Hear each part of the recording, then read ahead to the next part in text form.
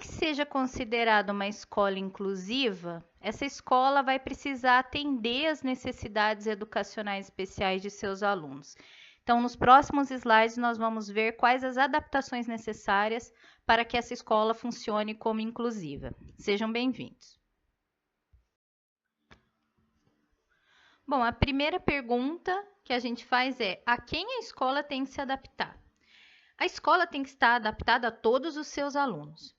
Ela tem que estar preparada para atender às necessidades desses alunos e para ensiná-los, independente de suas peculiaridades e singularidades. Quando a gente fala de questão inclusiva, a gente pensa em tudo. A gente pensa na parte social, que é aquela criança que tem um déficit social, uma família com problemas de relacionamento familiar, crianças que sofreram violência, crianças marginalizadas que viviam nas ruas, ou que não têm uma família, né, que estão em lar provisório ou em orfanatos. Todas essas crianças são crianças de inclusão, mas a sociedade costuma pensar na inclusão pensando na deficiência, né? As crianças com deficiência, elas chamam a atenção, principalmente a deficiência física, para a inclusão. A escola deve estar adaptada a todas as deficiências, a física, a auditiva, a visual, a mental.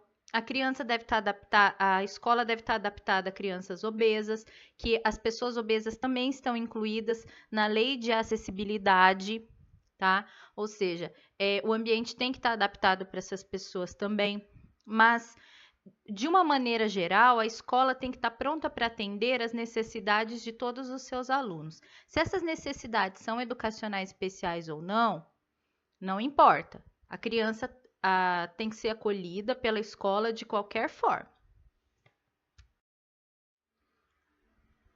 Bom, vamos falar primeiro da adaptação do espaço físico. As adaptações do espaço escolar, elas devem seguir a Lei de Acessibilidade e devem seguir a Associação Brasileira de Normas Técnicas, para que a escola não cometa nenhum erro na hora de fazer a adaptação da estrutura física. A Associação Brasileira de Normas Técnicas, a ABNT, ela diz passo a passo a metragem de cada ambiente, dos utensílios desse ambiente. Vocês podem ver aí nas figuras que eu postei a adaptação do banheiro para deficientes, o tamanho da pia, o tamanho do vaso, o tamanho da lateral, a porta tem um tamanho ideal. Todas as áreas de circulação devem ter o símbolo nacional de acesso. O trajeto das crianças tem que ser livre de obstáculos, maçanetas tipo alavancas, carteiras com espaço entre elas para circulação de cadeira de rodas.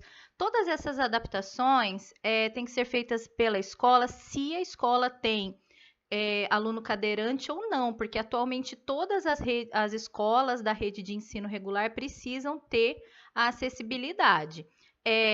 Vocês podem clicar aí no link que eu postei para serem direcionados para a questão da acessibilidade na prática.com.br, onde tem mais detalhes a respeito do banheiro com acessibilidade. Mas na ABNT tem todas as normas.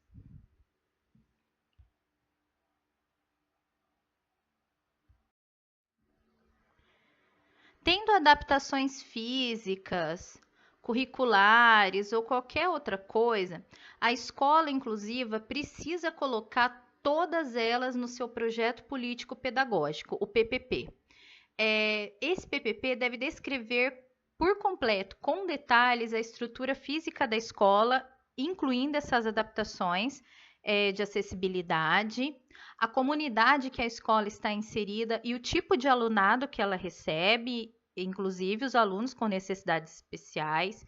Se essa escola tem uma sala de AEE, essa sala de AEE, esse atendimento especializado deve ser descrito com horários, materiais, o professor ou professores, além do professor especializado que atende no AEE, os professores comuns.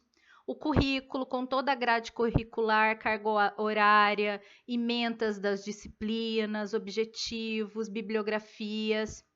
A escola tem que descrever tecnologia assistiva, todos os tipos, nem que for só um garfo que foi adaptado, precisa constar no PPP. E se ela tiver sala de recursos multifuncionais ou aquela sala de recursos pedagógicos, onde o psicopedagogo atende, ela precisa descrever também. Enfim, o PPP, ele é um projeto que ele não deve só ser arquivado ou servir para mostrar para as instâncias superiores. Ele deve ser o norte da escola. Todos devem participar da elaboração do PPP, cobrar que esse PPP seja colocado em prática e sempre reajustá-lo quando for necessário. Então, não pode ser. O projeto da escola não pode ser engessado, ele não pode ser algo intocável, ele precisa ser flexível. Porque a escola precisa passar por adaptações constantes, porque o aluno ele entra e sai da escola, não fica ali para sempre. Então, o alunado da escola está sempre mudando. Então, assim, não é que você vai mudar o PPP da escola a cada semestre, mas você precisa estar de olho nele primeiro para ver se ele está sendo seguido corretamente, se ele está representando a realidade daquela escola. Se ele não está mais representando a realidade daquela escola, ele tem que ser alterado. No que diz respeito a atender alunos com necessidades educacionais especiais, a gente tem as deficiências física, auditiva, intelectual, visual, as deficiências múltiplas, o TEA, que é o transtorno do espectro autista, incluindo o Asperger, síndrome de Asperger. Nós temos altas habilidades, superdotação, tudo isso precisa ser atendido de modo especializado. Então, a escola precisa contar com uma sala de recursos multifuncionais. Caso não seja possível, pelo menos uma sala de recursos pedagógicos, um professor especialista de AE e o AEE. Se ele não for oferecido nessa escola, essa escola tem que buscar esse AEE na escola mais próxima da casa do aluno. Precisa ter recursos de tecnologia assistiva, mesmo não tendo sala de recursos ou AE, porque o aluno vai frequentar as aulas, ele precisa de adaptações, de mobiliário, de instrumentos e etc. A sala de aula comum deve estar, portanto, preparada para receber esse aluno com NEE, e precisa adaptar o currículo. Mas, gente, que fique claro aqui que adaptar currículo não é adaptar conteúdo. Os conteúdos devem ser os mesmos para todos os alunos. O que vai mudar é a forma que você vai passar esse conteúdo, tá? Então, por exemplo, você está falando, explicando verbalmente uma conjugação verbal para um aluno comum, da sala comum, mas você tem um aluno surdo, esse conteúdo vai ser passado através da linguagem de sinais, é Libras. Mas o conteúdo, a conjugação verbal é o mesmo, tá? Agora, o currículo, ele pode e deve ser adaptado para incluir disciplinas, o próprio professor especialista e suas atividades. Bom, para encerrar essa questão da adaptação da escola, eu trouxe aí dois exemplos, duas imagens. A primeira imagem é a sala de recursos em uma escola da FAB, que a gente vai ver como é a disposição dessa sala e os recursos de tecnologia.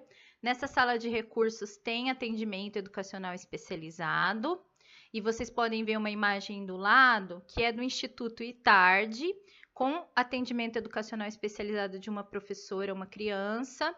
Nesse link tem a realidade do funcionamento do AEE nas escolas, tem bastante informação importante para vocês entenderem como é o atendimento, porque a gente sabe que a legislação prevê algo completo, mas na realidade a gente não consegue atingir 100% das crianças, nem 100% de eficácia. Então, existem ainda alguns percalços na educação inclusiva e através desse artigo vocês podem ter mais informações.